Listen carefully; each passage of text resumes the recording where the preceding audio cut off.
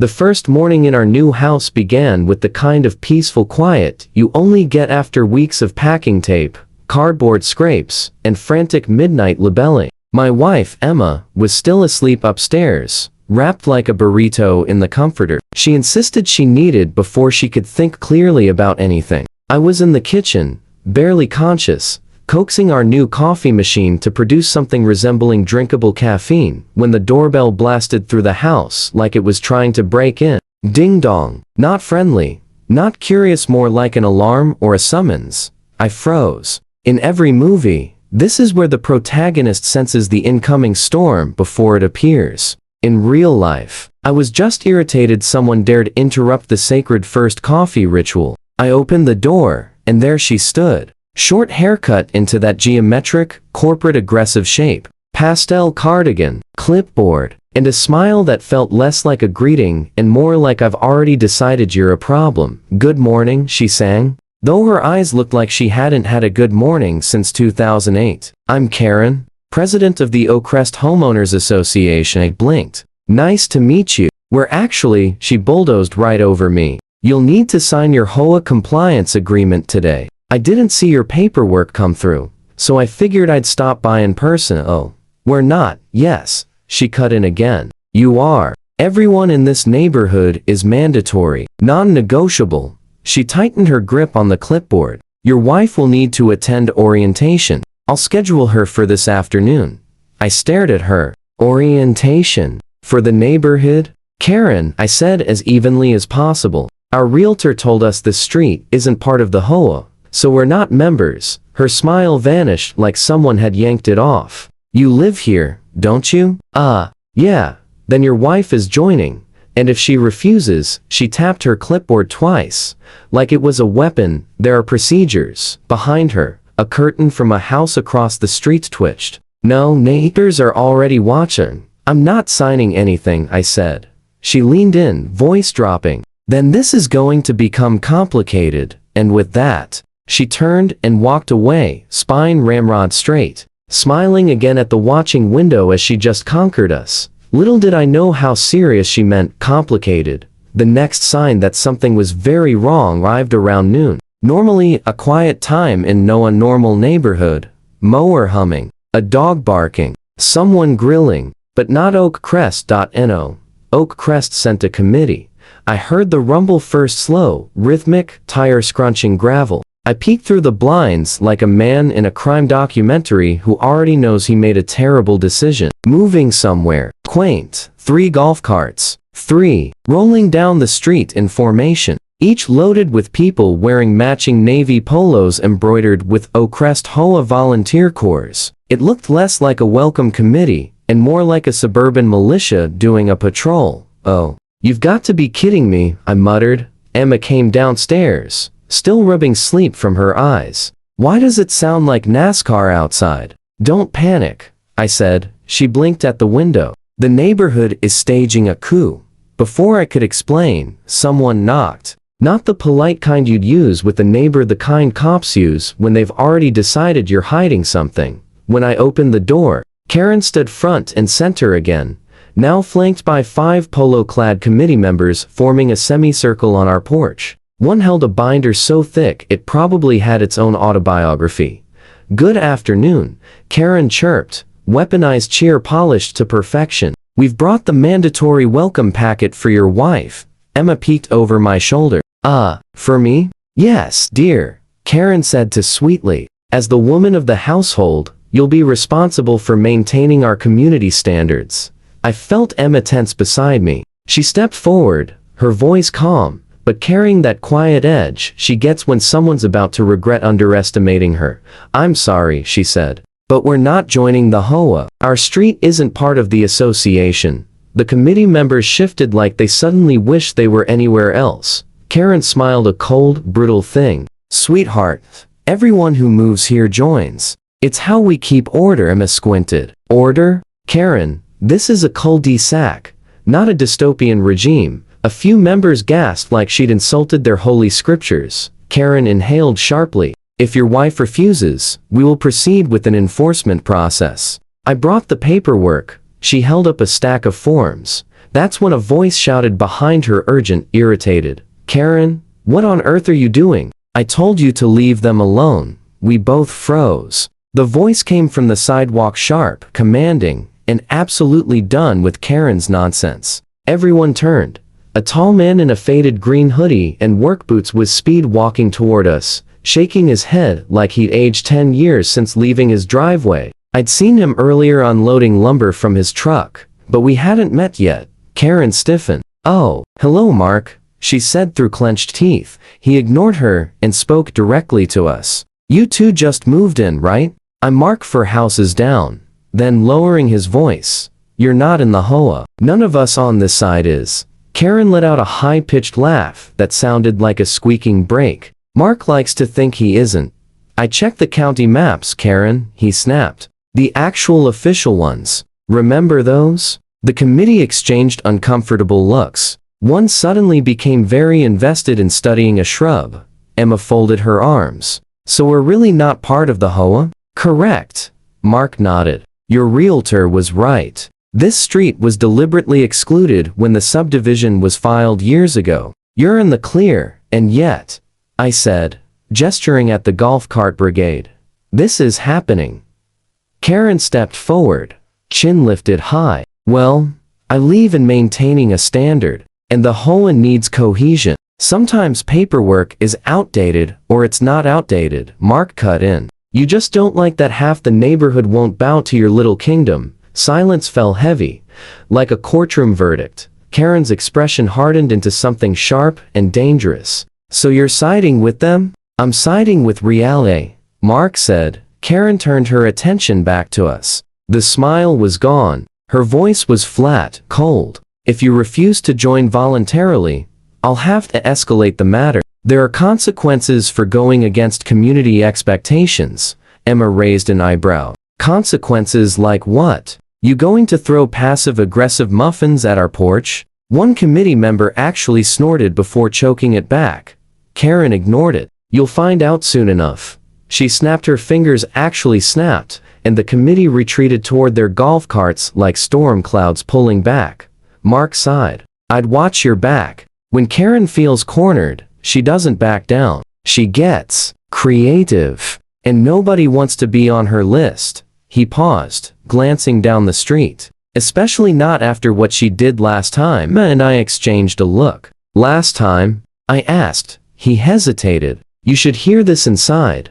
We invited Mark, in partly because he looked like a man with a story to unload, and partly because Emma wanted an excuse to grab the cookie tin she reserves for stressful introductions. Mark accepted a cookie immediately, the way a man does when he's endured enough HOA-related trauma to justify emotional snacking. He glanced out the window to make sure Karen and her polo-clad posse were out of earshot before he finally spoke. "All right," he said, lowering his voice. "You two need to understand who you're dealing with." I leaned back against the counter. "We gathered. She's passionate." Mark let out a humorless chuckle. "Passionate?" Karen is one clipboard away from running a full-blown suburban dictatorship. Emma took a thoughtful bite of her cookie. "Define dictatorship." Mark lifted a finger. "Let me give you the highlight reel." He took a breath. "Last year, Karen tried to fine the Thompsons for having overly friendly Halloween decorations." Emma blinked. "Overly friendly?" "Yep. According to the HOA guideline, as she wrote anything whimsical counts as lowering property values." I rubbed my temples. "It's Halloween. Whimsy is the entire point." "Oh. It gets better," Art continued. "She started a smile patrol.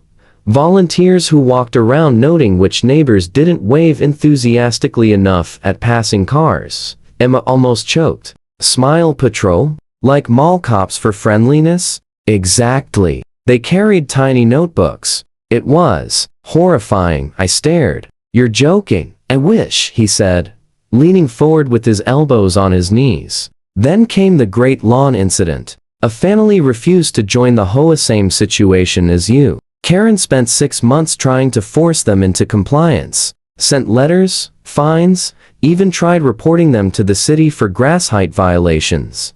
"What happened?" I asked. Mark sighed. "One day, they came home and found their lawn sprayed neon orange." Karen claimed it was accidental. Landscaper overspray. Nobody believed her, he added. Emma sat back, stunned. So she retaliates, creatively, Mark said. And she hates losing control. You two saying no? That's blood in the water.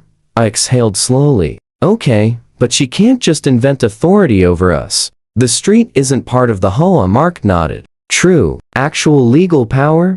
Zero. But Karen, she doesn't operate in the realm of legality. She operates in the realm of pettiness. As he said that, my phone buzzed. A text from an unknown number. One line. Final notice. Your wife's HOA orientation begins at 3:00 p.m. Emma leaned over my shoulder. We never gave her our number, she whispered. Another message came. Non-compliance has consequences. By 3:00 p.m. We decided one thing. Whatever Karen was planning, we weren't feeding into it. Emma suggested we go about our afternoon, like normal adults in a normal neighborhood, not one governed by a caffeine-powered tyrant with a clipboard. Obsession.so. We sat on the porch with iced tea, pretending this was any other peaceful day. But peaceful isn't a word in Karen's vocabulary. A tea exactly 3:07 p.m. I'll give her that. She's punctual. The sound of sputtering engines echoed down the street. The golf carts were back. All three. And this time, they were packed with even more volunteers. Everyone wearing their navy polos like they were training for the Olympics of overreach. Emma sipped her tea. Oh look, she muttered dryly. The whole Avengers have assembled. I fought the urge to laugh. They pulled up across the street, killed their engines in perfect unison, and Karen stepped out. Clipboard under one arm, a thick packet of papers in the other. She marched toward us with the intensity of someone delivering a cease and desist to a lemonade stand. Good afternoon, she said, smile stiff and wide. I see your wife has chosen not to attend orientation. Emma tilted her head. Correct. Because we're not in the HOA. Karen ignored this entire reality and slapped the packet onto our porch table. This is your notice of intent to compel membership. You are both in violation of Section 12, which requires all residents to. I cut her off. Karen, this house is not in your HOA. This street is not in your HOA. You can't compel anything. Her nostrils flared. You can't simply opt out of community responsibility. We didn't opt out, Emma said calmly. We were never in. Karen's jaw tightened. She turned to the golf carts and waved. Bring the documentation. A volunteer hurried over with the same giant binder from earlier. Karen flipped it open dramatically, like she was unveiling a prophecy. Here, she declared, pointing to a highlighted line. Your address is listed. Mark's voice came from behind us. Karen, that's the outdated developer draft. The actual county filing supersedes it. She spun on him. You stay out of this. No, he said firmly. You've gone too far this time. Karen glared at him, then at us, then back again. Something in her expression cracked a blend of frustration and frantic desperation. So that's your final answer? She asked. Yes, Emma said. Karen nodded sharply. Then don't say I didn't warn you. She stepped back, raised her hand, and snapped. The volunteers moved instantly. One started photographing our house. Another measured our lawn. Another filmed us like we were suspects in a documentary. Emma shot to her feet. What the hell are you doing? Karen only smiled. This, she said, is documentation. I didn't think it could get worse than HOA paparazzi cataloging our porch furniture like crime evidence. But Karen, eternally committed to being the final boss of suburban chaos, proved me wrong. One volunteer was literally kneeling in our flower bed with the tape measure when Emma snapped. Get out of our yard, she shouted, marching down the steps. The volunteers scrambled like she'd caught them stealing classified intel, but Karen didn't move. Arms folded, expression stuck in that unnerving mix of triumph and fury. You brought this on yourselves, she said coolly. Refusing compliance invalidates your standing as responsible residents. I'm documenting everything for the enforcement process. Karen, I said, stepping closer. There is no process. You're harassing us. It's not harassment, she chirped. It's accountability. That was the moment a police cruiser turned onto our street. Karen's smile widened disturbingly. Ah, perfect timing. My stomach dropped. Tell me you didn't. Her silence answered for her. The cruiser rolled to a stop at the edge of our driveway. Two officers stepped out, one older and calm, the other younger, already sensing he'd been dragged into nonsense. Afternoon, the older one said. We got a call about a disturbance and possible non-compliance with the neighborhood association order. Emma blinked. Non-compliance with what now? Karen practically skipped over to them. Officers, thank you for coming. These new residents refuse to join our mandatory HOA and are obstructing documentation procedures. The younger officer raised an eyebrow. Mandatory, as in, legally? Well, Karen hedged, community legally. The older officer sighed. The long, weary kind that said he regretted his life choices. Ma'am, and HOA has no authority over properties not listed in the county charter. We checked before approaching. Karen's soul nearly detached from her body, and, he continued, you can't call the police because someone won't join your club. The younger officer turned to us. Everything okay here? Want us to ask her and her group to step off your property? Emma nodded. Yes, please. Karen sputtered. This is outrageous. This is a threat to community order. This is, ma'am, the officer cut in. I'm going to need you and your volunteers to leave. Now, watching Karen get escorted off our lawn by two officers was, ironically, the warmest welcome we'd received since moving in. She pointed at us as she retreated, voice shaking with fury. This isn't over, but for the first time all day, the street fell quiet, peaceful, and Emma, standing beside me, whispered, you know, next time someone asks about our move-in experience, I don't think they'll believe a single word of this. If this story hit home, tap like it tells the algorithm you stand with people who refuse to be pushed around. Subscribe to Karen's Hub so you never miss the moment real folks push back and win. And tell me in the comments, if you were standing on that porch with me, what would you have done?